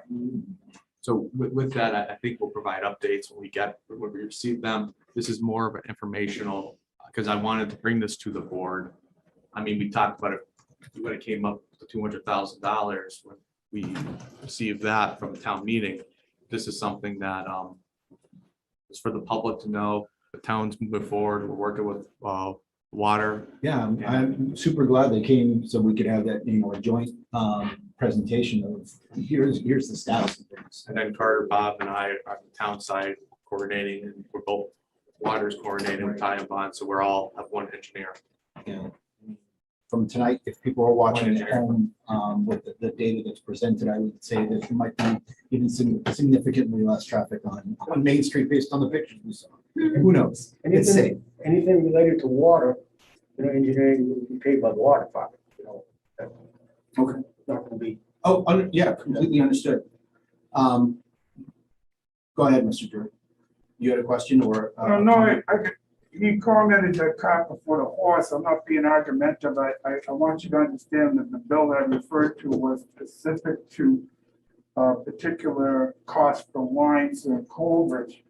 I'm well aware of the fact, and everybody surely is, of engineering and then knowing what you need before you buy. My whole point is that we're buying before we get the the approval of a federal grant. And if you're paying for something before, you're not gonna get the grant. Simple as that. Yeah, good point. From motion.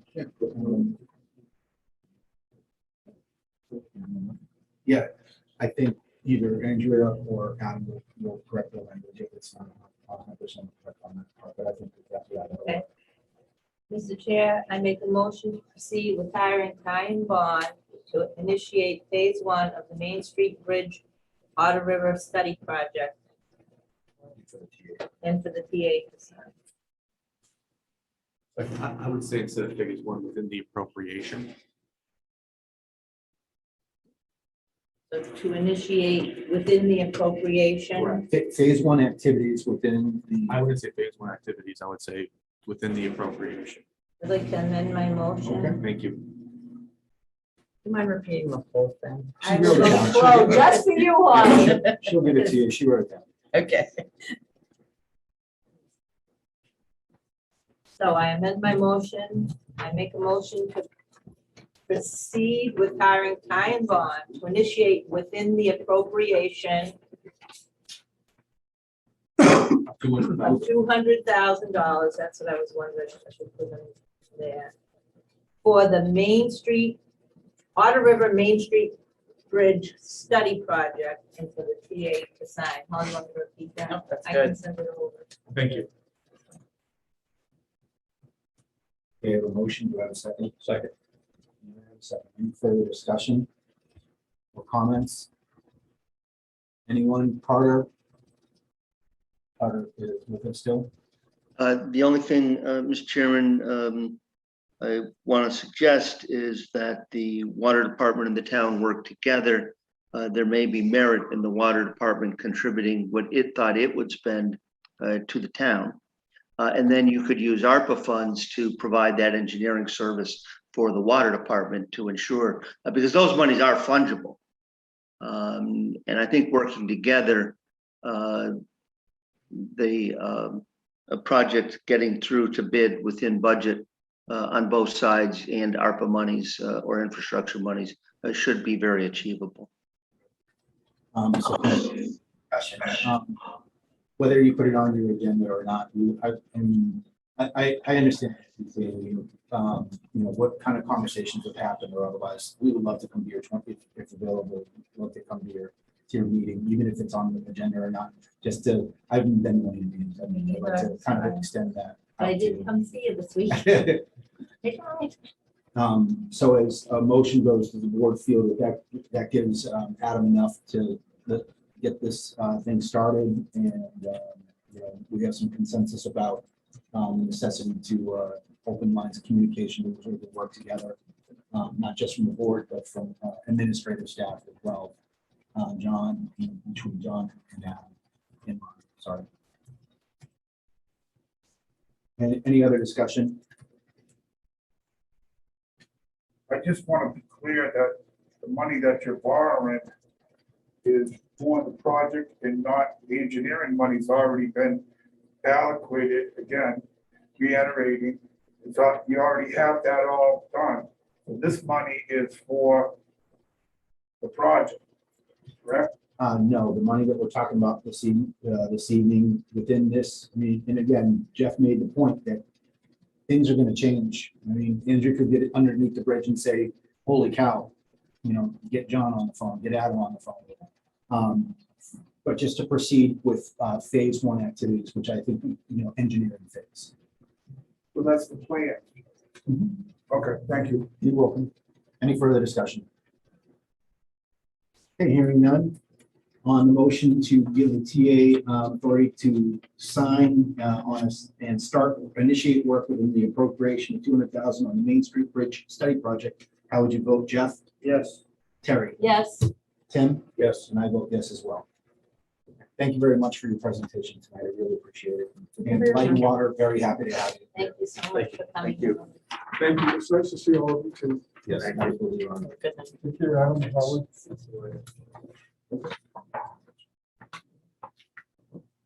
Okay, folks, that is it for new business this evening. We do have one item of old business. That is action related to its, we have it as an action related to ClearGov contract. Jeff, do you want to pick us up on that? Yes, it's just, last meeting, we discussed about it and said we're gonna if the accountant and see what it's, the finance team, if the information is flowing. And I checked the ClearGov page, and the accountant had, now if you look, there's one section with a budget, it says it's 2020 information provided by the town finance team. But DESI, the school stuff is still from DESI. The population and all of that is still from 2010 census. The only thing that changed was the small budget thing that I guess came from the account. We're still paying the original $62.50, and now if we renew the contract, I mean, the money's in the budget, but it's going to be $6,438 if we go past, if we renew it in December, which is why I wanted to, because we keep going, well, we'll put it off before you know it'll be January, and like we're committed. And the interesting thing is with Vader, which we're already inputting information and stuff into that, and we're spending $15,000 for all those licenses and that package. So we paid Kelly, the accountant, they're in the process of doing Schedule A, this, that, all that information that they have to fill out, mandated by the state. So we're paying her to send that stuff to the Division of Local Services. They put it on their website that we can access, and it's really up to date. Then we're paying her to do that same thing to ClearGov, and they're charging us $6,000.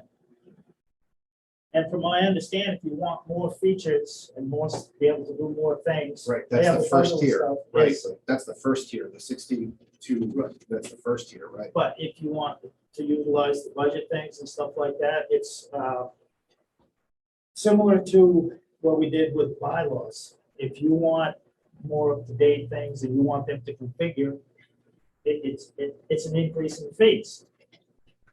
So again, I asked to have this back on, so if we could make a decision, if they either, you can stay with ClearGov and pay essentially twice to have access to the same stuff, or if we're going to, say, no, we cancel ClearGov. I voted for it. I mean, in concept, it was a good idea, but what I've seen so far is it looked good on paper, but the old engineers, it's sometimes just, everybody works on a car, who thought of it, the engineer said it looked great on paper, but in practice, not so much. And that money, is in the future. We know our website needs working. We have a third person potentially in the select board's office. If we need more money for the website, if we could, because that's town meeting vote and a bylaw that all town information and stuff will go on the website. And eventually, you could probably wean down the amount of the physical annual town reports that you print and stuff by putting it on the website. I mean, you're always going to have some folks who want a hard copy of the annual town report. But looking ahead, you may be able to reduce those printing costs by getting more stuff on the website, but the website's only as good like a computer. Information that gets put on it, if it's bad, the website's bad. I just think we're duplicating costs for ClearGov, and it could be money better spent on a few other things for the town. I went looking, but I didn't spend a lot of time to see how many hits there, how much traffic it's getting. But I'm not a tech guy, so that's like above my pay grade. But I could have found it, but I didn't spend a lot of time looking at it. If it was right there in front of me, I'd drop the number, but it's not. So it's just the numbers that's in front of me that matters. It's the dollars and cents. And like I said, I apologize. I meant I didn't send this out, email this, but I got sidetracked with another issue. But you projected out in 2023, which is coming up shortly. Another week or so, it's October, and then you're gonna be putting stuff together. It's the stated percentage increase. The next go around is 66.31, and the one after that is 68.28, and in 25 it's 7,000. And we have, in my opinion, we have more important things to spend our money on that will better service the townspeople. Did you get any feedback? Remember our last meeting, you guys said you were gonna email them, and did we get any feedback? Yeah, it was a little bit what Jeff was talking about, like there were some, the needle moved on it, but we have data that's in there, but it wasn't a comprehensive needle move. Yeah, Good. it's just a Thank you. thing on the budget. Yeah, and I do agree we're duplicating our efforts. I did want to offer just an observation, but I know that the advisory committee made a recommendation as well about it. So I would make a motion to not renew the annual fee with the business known as ClearGov, and for the TA to make all necessary actions and notifications. Just like you said, on paper, and I voted for it. Yeah. We all did. If the information would go and it would click and it would be, I mean. The town voted on But it. it's, I don't think voted money for it, but. We have a motion and a second, so we're in discussion right now. And it's just, for me, it's just the engineer looked great on paper and in practice, like a lot of things sometimes do, it just. I did a little bit of research on this as well. The ClearGov, I would agree, the information is stale and dated, and we're putting stuff in, but we're not having the ability to pull it back. Prior to being aware of ClearGov, I was very familiar with and used an American Fact Finder website, which now redirects to census.gov. And even on the census website, the census was done in 2020. And there's still some things for our town go back as far as 2012, 2017, 2019. It's like, can we see some current data, please? This is one of the challenges, whenever we put data out there and we start warehousing it in different locations. If we update one, we gotta make sure they all get updated the same, because somebody's always going to find the one that's incorrect. And that's the one that they'll reference up. Well, it said here, and we could have 6 other ones to point and say, no, it's actually this. But, depending what you reference, there it is. We've had those issues with the bylaws before where, what are you talking about? This one over here is, but the 4 over here are up to date. Yeah, but this one ain't. Right. But the state, I will give the state credit. I think the last time 19, when we were on the advisory committee, the last ATFC meeting we went, I went to the seminar, and the state said they were going to get their data analytics, like almost real-time data. And I'll give them credit, they have done a very good job of course, it comes off of all the stuff that the towns send into them. Yeah. Balance sheet, Schedule A's, free cash, all of that stuff. To that point, Jeff, so it was said in this board, and it was also said in the advisory committee, that data is already out there. There's absolutely no argument to that at all. And I have every confidence that this board and the advisory committee knows exactly where to get the data that they're looking for. I believed that ClearGov, and I know that I don't know if you all get like solicitations from other companies that offer very similar kinds of things. We've had 2 presentations of ClearGov, the past board and then this board, or at least since I've been on it. So previous boards have received the marketing pitch, And the graphic user interface is what appealed to me for the people that don't know where to go for looking for it. Because I think there needs to be some level of, I don't want to use the word training, but awareness for how to use DLS, DLR capabilities, tools, and otherwise. But 100%, both boards got it right on the head. That data is already out there. What I've viewed ClearGov and what I wanted to definitely give it a shot was to be a clearinghouse for many sources of data so that people that aren't familiar with it had a place to go, right off the front page that they could see, they didn't have to download an Excel document. It was represented graphically by a pie chart, or this is what your outlays were. Here's your debt information. And what I think we were, at least the Templeton team was not prepared for, or didn't understand, is that we weren't going to get enough data that would offset what you could get out of DLS.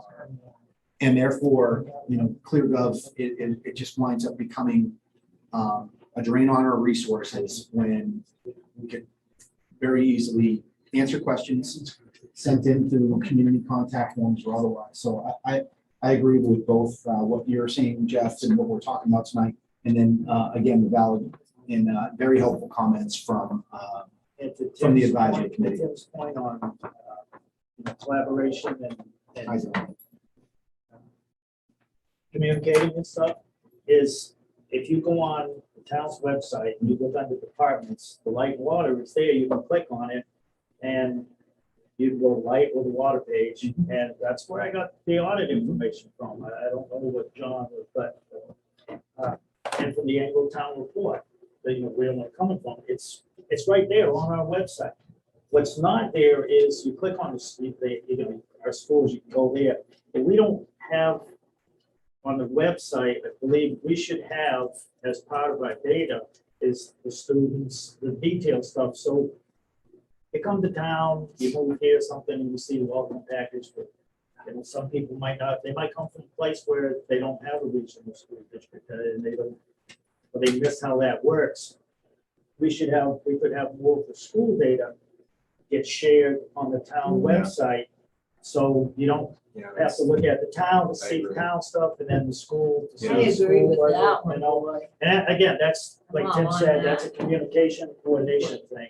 And We have no It's getting there. connection right now. It's Like, getting there. does templetonma.gov, Polly, have any kind of, here's where you go for school information? Do we have that now? I think it has our schools, but I'm saying it's, on the town website, like you claim, right now, you can see like financial transparency. Click on that. I know what you mean. It- Because there were it just- questions I think it would last year be about good where if you they go post there, you meetings click and school their and you minutes. Find out, because then you gotta go navigate the school district's webpage, Yeah. which is sometimes challenge. Yeah. Easier said than done. Yeah, let's leave it at that, I know right? we'll be able to fix that tonight. But certainly, Yeah, no? I agree with the collective voices that, we can go at our own. We can use what we have for And I think existing we get that third resources. person in the office, they can And be tasked. with Park company. Oh, things believe me, to, I'm getting a list myself. I don't want to bombard them, but I mean, it's a small effort, I think, on coordination and communication, and that's Needed, it's needed. just what's It's needed, and I think it will help the public and for present. service to the community. We do want to present the united front with not only the light and water, but with the school. If you spend it We have bucks for a such, service, they should be getting the dollars. You have a lot to be proud of in this 50 cents for it. That's just my deal. Any further discussion? Okay. On the motion to part ways with ClearGov and for the TA to make all necessary arrangements to cease services with ClearGov. How would you vote, Jeff? Yes. Terry? yes, Tim? Yes. And I vote yes as well. Thank you. Appreciate it. Okay, board member comments and or reports, and then we do have executive session this evening with potential for a vote I think we've already instructed TCTV that we would be coming back after executive session. So before we go into executive session, I'd like to open it up to board member comments and or reports. I have one item. Okay. Senior moment. I was looking at, I try to stay up with stuff, and I looked at tomorrow's Recreation Commission agenda. And it has, as an agenda item, update, collaborating with NRSD, grounds upkeep, scheduling, concession, etc. I looked at the bylaw, and all it says is the town will have a 7-member recreation commission. It started out as 5, I believe, the 73 annual town meeting. I wasn't able to get down here and physically read what that was. But in 2007, there was a change, and it went to a 7-member commission. And I know the deed for Gilman Way, it says that will be a park known as Gilman Way and under the supervision of the Recreation Commission. A playground or a recreation commission, supervision. To me, that's, you oversee the programs and stuff there. You don't, for one, you don't negotiate or make deals with a legal separate entity from the town of Templeton. According to our bylaws and mass general laws, that is the realm of the board of selectmen. The contracts and legal affairs. We also have budgets. Yeah, but you're supposing that, I'm sorry to interject, but you're supposing it based on their agenda item as written, right? That's what their agenda says. And, you know, we have building and ground budget. We have town administrator reports where building and grounds reports that they are mowing the grass at Gilman Way, picking up the trash. We were going to do infield grooming, and, you know, but that's aside from that, the motive behind that, it's in the fiscal 2019 budget book, was buying that infield groomer was going to free up 760 something labor hours of the building and grounds department to do other chores. Because I guess before that, the town was maintaining those fields, you know, hand raking and so forth and so forth. And also the mowing of the grass was going to be done quicker because of the zero-turn mower that was in the capital plan and purchased through town meeting. So I think probably all of the committees and commissions and boards that are just strictly volunteers that oversee this, that, the other thing, I think we need to have an understanding that if you're on the Recreation Commission, you're overseeing the setup of sports or events. You're not in the position to make agreements with the school district. You're not in the keeping of the grounds. You look in their budget, there's no money in their budget to do mowing, to do this, to do that. It's all about the programs and dealing with that. We have the budget in building and grounds to do the maintenance work over there. And again, Adam, I would ask you to contact the Recreation Commission and explain, and the school district as well, that that's town property. I know the deed says preference, but it says given to the town for the youth of the town, with preference for the Templeton High School, because over there near School Street, where the old high school used to be, this back in the 30s, there wasn't a cow field in the area for kids to play. So again, good concept, good idea, but you know, we have a regional school district now, they have like 46 acres. So, you know, again, this goes back to how we get in problems and issues in this town, making, you know, a handshake deal. there's people over here that don't even have the authority to do it, to make an agreement, accepting money and this and that. And you find out about it if you don't pay attention, and if it's not out there, you find out about it after the fact, and then you got a mess on your hands. So it's on their agenda, if I can, Mr. Chair? Just Um, really it's not on, so I was gonna say the same thing to Terry. You know, one of the things that we do during board member comments or reports or otherwise is that we try not to deliberate, because it's not on the agenda item. We don't resource it properly. If we wanted, I believe the chair, Jessica Sutton, if we wanted to ask questions or otherwise. Although I appreciate Jeff's comments. Let's, are you gonna go to the meeting, Jeff? Yeah, you'll be there. Go to it or watch it? What's that? Are you gonna go to it or watch Probably it? won't go Yeah. to it. I just, what I would recommend, so we're not having a deliberation on, without having it on our agenda, I would say, look, we can follow up. Okay. Just making the board aware of what's, potentially. Yeah. Because it's gonna end up in our lap.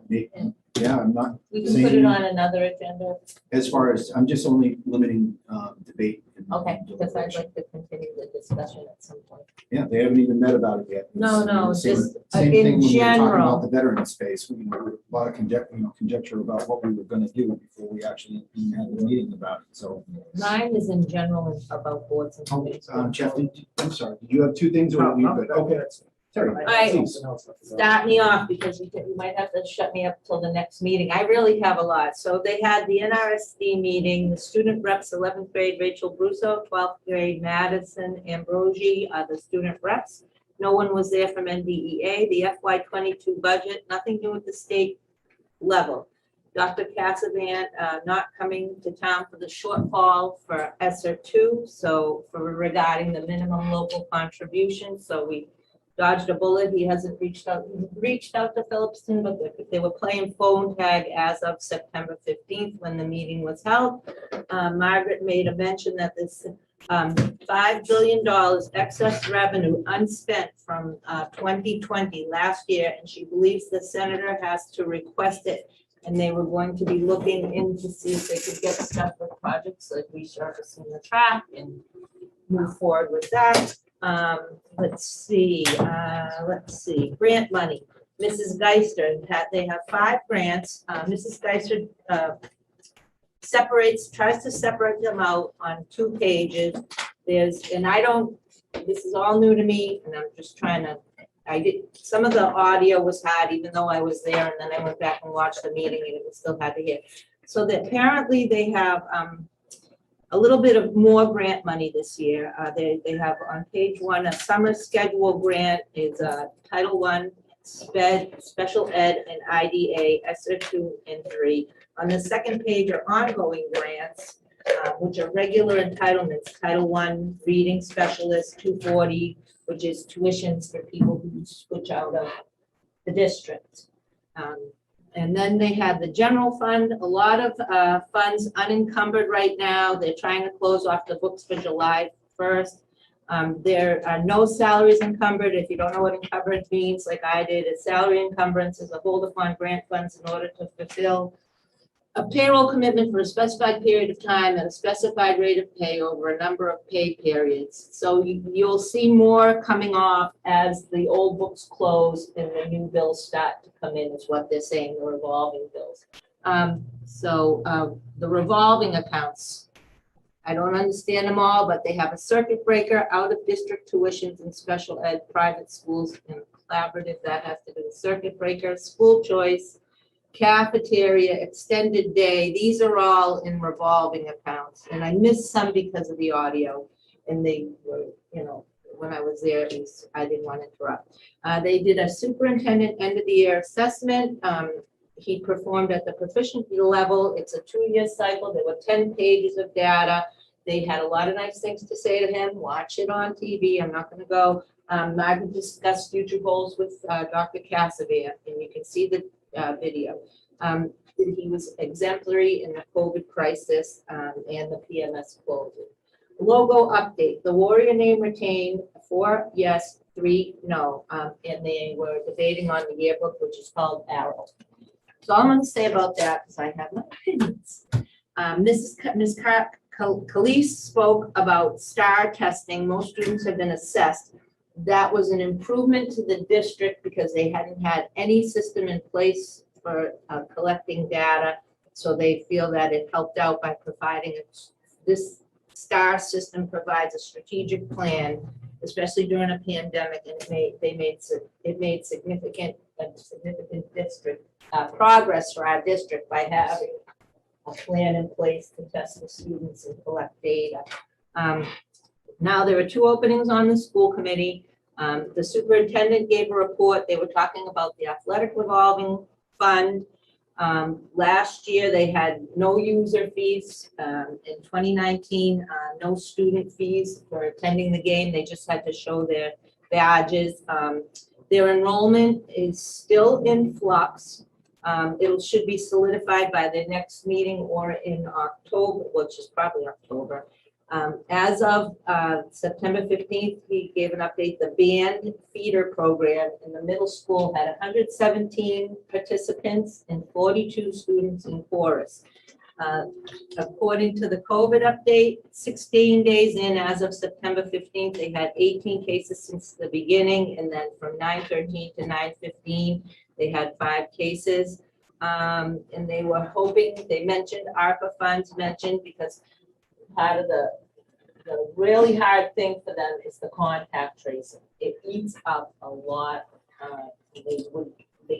They have other duties, the nurses have other duties, and there are other things that have to be neglected to get that contact tracing done. Friday was my day to go to Otter River State Forest, which I asked for the tour with Joelle Vautour and Tom Goulet, and between the 2 of them, they had 50 years of knowledge and experience in silviculture. What the highlight of that was, because we're the oldest state forest, and it's not a big amount, but I want to ask Kelly, when they do a harvesting of trees to promote undergrowth, and they strategically plan it, Tom considers the animals and the birds, whatever, because they have to have a place to migrate. It was a 2-hour session with them. The sale of the lumber that comes out of there, we get 8% back for our portion in our budget. And I want to ask Kelly where that is, 8%.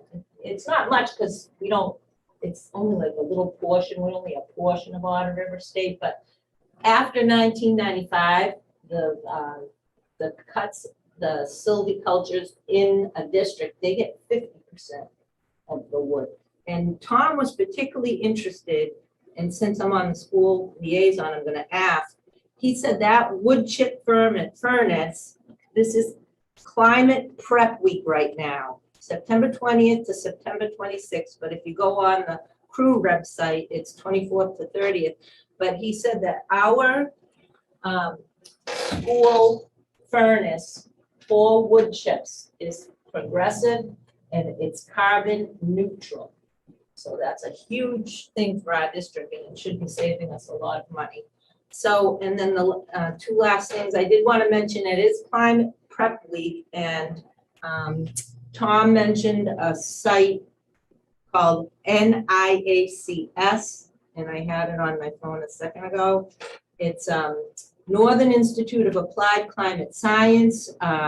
It's designed as a collaborative effort among the Forest Services, universities, conservation organizations, and forest industry to provide information on managing forests for climate change adaptation and enhanced carbon sequestration. That's all I'll say about that, but it's NIACS, Northern Institute of Applied Climate Science. So CREW is communities responding to extreme weather. Groups are forming around the country to talk about it, to how we're going to prepare. We fortunately have a CERT team, and it would be nice if we got more people from the community involved in the CERT team, because that's, part of it is learning about and prepping for disasters and emergencies. Let's see, I probably shouldn't go into, but tomorrow at 2 p.m., David Pogue, who wrote the book, How to Prepare for Climate Change, a Practical Guide to Surviving the Chaos, is going to be presenting. So if you go to the CREW website, you can access his webinar, so to speak. And there's a few more, so go to Crew. I don't want to take all night. The audiobook I'm working on is The Ice at the End of the World by John Gartner. It's Greenland's buried perilous past from the early 1400s on in our perilous future. And I know Tim mentioned he's concerned about aquifers. There were 37 in the world, and in that book, Climate Change, it mentioned 21. I haven't fact checked, but 21 are left out of 37. And, you know, Greenland has got a lot of ice that is melting. So I'll leave it at that. I could go on about that, but I have something else. One last thing. Adam was kind enough, we got to try the new vehicle that came into town, and we went over to the Greater Gartner Chamber of Commerce. You can go on, they have a website, gardnermass.com, build, grow. And that meeting was today. We're on their website, and we're gonna need to get updates. So Carol Jacobson is in charge. So let me see what else I can say about that. So Carol Jacobson will be looking to our town and possibly the assistant that we might be getting to update our information on that website. And it reaches out to Boston. Like right now, they had gotten what, $74,000 grant. It's about to run out, but they've had this on billboards all the way to Boston. There are billboards to get on that site, and that would speak to Templeton. The Worcester Business Journal has had this in it for us, for, you know, a link to us. So one of the best things. You switched notebooks. I did. Yeah, nicely played. So we can put photos on that page. It's up to us to develop Templeton's site on that page. And the greatest thing is in December, you know, late October, or because of budget season, Westminster suggested we invite commercial real estate brokers to their next quarter, to the Chamber's next quarterly meeting to see what type of businesses are scoping our area, you know, and what they're looking for water capacity and sewer capacity. And I said to Adam, why do we have to wait till then? Why can't we engage EDIC? We talk to commercial real estate brokers to see what they're scoping out in our area and what they need for water capacity and sewer capacity. I mean, we're trying to work with the chamber and help the surrounding towns, you know, so I don't want to do anything, you know, to sully our relationship and invitation to be part of the Gartner Chamber of Commerce. I don't know if that would bother her, but it's a good thing to know. I know Don Santos, when he was the police chief, tried to get a Walmart warehouse in here, but they needed 200 acres. So just food for thought about that, getting a speaking to commercial real estate developers and what they need for capacity. That's about it. Fantastic, Terry. I'm glad we have it on recording, so you can pause. And rewind. Right, pause. I try to go fast. I know, well, they've got it all, Still so got as long as they subscribe to our YouTube channel, they'll get it all. Nice job. Thank you very much, Terry. I care about that. Couple items, I promise I will not be as long as Terry. Thanks. Going through the way business used to be done, people meeting over dinner, lunches, having conversations. I had the opportunity 2 weekends ago, I bumped into Glenn Eaton from the Montezuma Regional Planning, and he kind of put the shot in the arm, get our EDIC up and running, because we've been a little below and faltering somewhat. That is required by legislation. That's another good opportunity if somebody wants to volunteer, because I know we have some open slots on that position. Yes. Just a general comment for the meetings. Use your big people voices. A lot of the meetings, it's hard to hear. So that's kind of in general. I was gone on vacation last week. I did not try to watch the meetings because I was busy with family events and my 5-year-old grandson's birthday. So we had a wonderful time with that. I spent part of yesterday, most of today, trying to catch up. And between the headsets and having to turn the volume up, and then the next person spoke, and it's like, what? And the last thing I have, I attended a seminar The Mass Fire Academy put one on. It was one of the first times they've done a live class with a streamed presentation, and it went very well.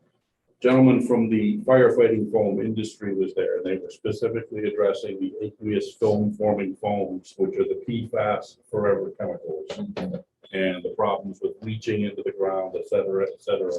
There are products available. Of course, everything comes with a price. There is a process for take back. I have not yet had a chance to talk with Chief Dickey. I don't believe anything we have is of the vintage where it'll fall under that program.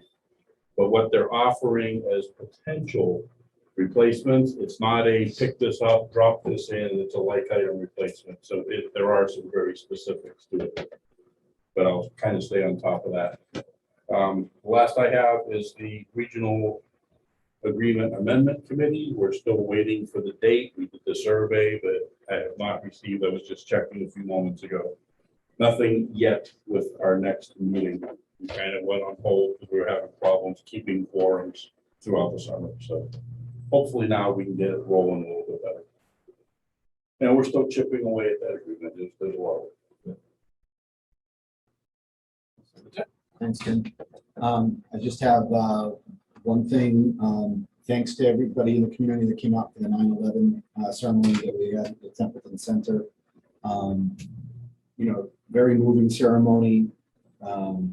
Traffic going by. I don't think they knew. I think they knew what was going on, but it was nice to see people out there. So thank you for that. You missed your opportunity, Steve. I'm sorry. Well, that's what I was gonna ask you. Was there anybody here for public comment?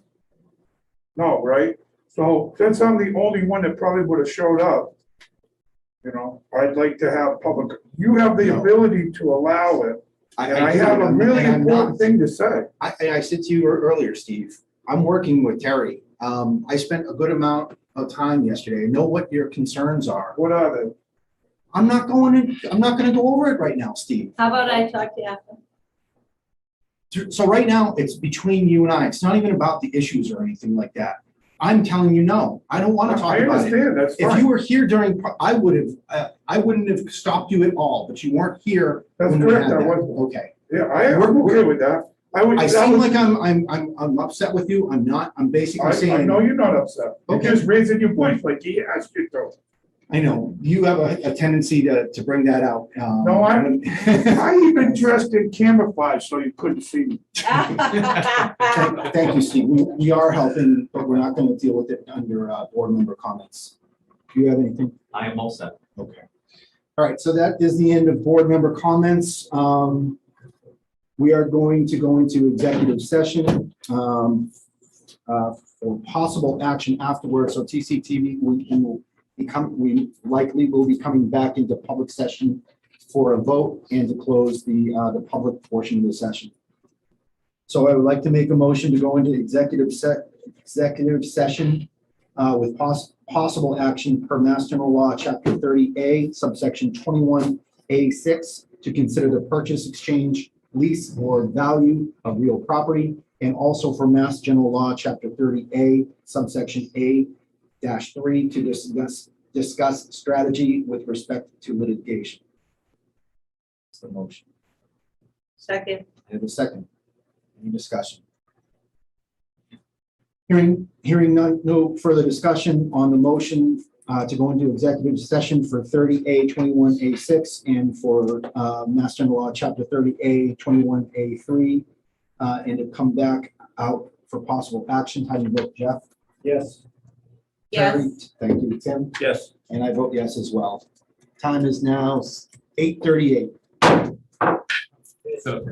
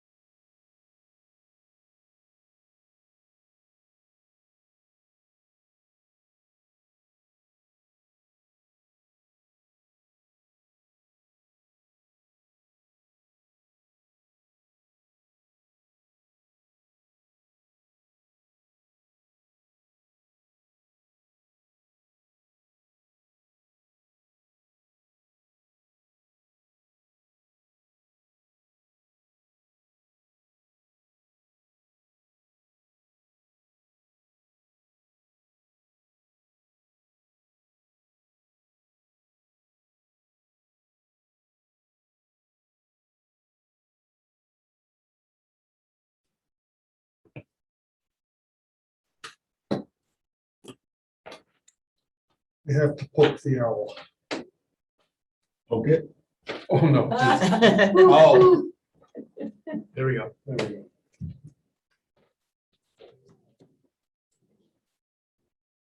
Okay, all good.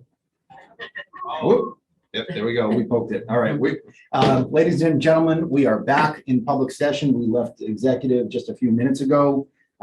Shortly, we will be adjourning the regular open session. But first, I would move to settle a contract dispute between the town of Templeton and the HVAC architect and engineer over a contract dispute with respect to the Templeton Police Station project, and authorize the TA to sign the settlement agreement on behalf of the town.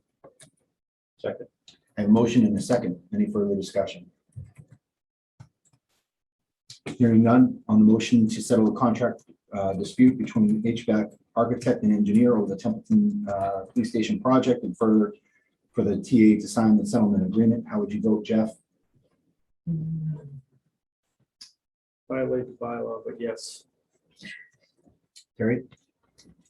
Yes, Um, that was out of it, yeah. I mean, do you want me to pause or otherwise? I don't know what I'm violating. I didn't violate anything. Jeff voted for it. He voted, Yeah, but I but- just, I mean, if you, What? well, you know what, if it was, he would have a point of order if he wanted to further that. So he voted. What is your vote? Yes. Glad I thought of that. Tim? Yes. And I vote yes as well. Okay. Our next meeting is. Can someone tell? October 13th. October 13th is our next meeting. Thanks for everyone attending tonight. Thanks for the rest of the board and all the work that you do and staff. Donna, thanks for coming tonight. Justice hanging out with us until the bitter end. Dan, Caitlin, CCTV, Hannah out there. Thank you very much. I make a motion to adjourn our business meeting. Second. And motion in a second. All those in favor of adjournment signify by saying aye. Aye. Any opposed? Hearing none, we are adjourned at